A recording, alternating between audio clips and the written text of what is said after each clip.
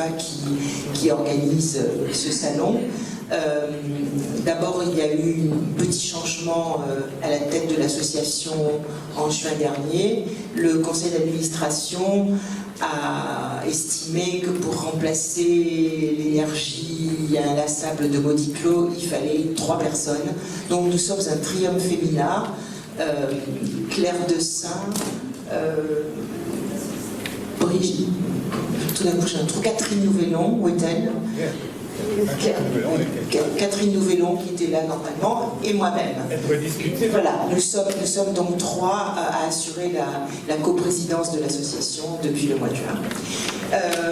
En 2 mots, FDFA a été créé en 2003, qui était l'année internationale l'année européenne, pardon, des personnes handicapées, par Maudie Bio, donc psychanalyste aveugle qu'on ne présente plus, qui nous a hélas quittés et qui nous manque beaucoup. L'objectif de l'association était de promouvoir les femmes handicapées, d'assurer leur citoyenneté et leur possibilité d'activité où qu'elles veuillent, quoi qu'elles veuillent faire, et de lutter contre les discriminations et la double discrimination dont elles sont souvent l'objet. J'aime pas le mot victime, donc je dis dont elles font souvent l'objet, à savoir être femme et être handicapée.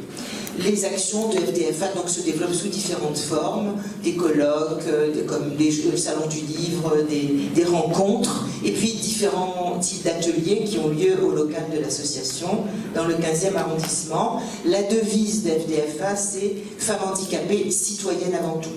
C'est-à-dire que handicapée, c'est vraiment la dernière partie de notre identité. Voilà. Par ailleurs, FDFA anime depuis plusieurs années la seule plateforme en France d'écoute, d'orientation et d'accompagnement pour les femmes victimes de violences, accompagnement social, juridique et psychologique, avec un numéro de téléphone qui est le 01 40 47 06 06. Voilà, je vous ai rapidement présenté l'association. Vous avez après, si vous voulez, aux pauses diverses, vous pourrez parler avec des membres de l'association sur tel ou tel point. Et donc, je suis très heureuse d'ouvrir, de déclarer ouvert ce salon des feuilles d'automne, dont le thème cette année est Vivre ensemble, vivre mieux ensemble.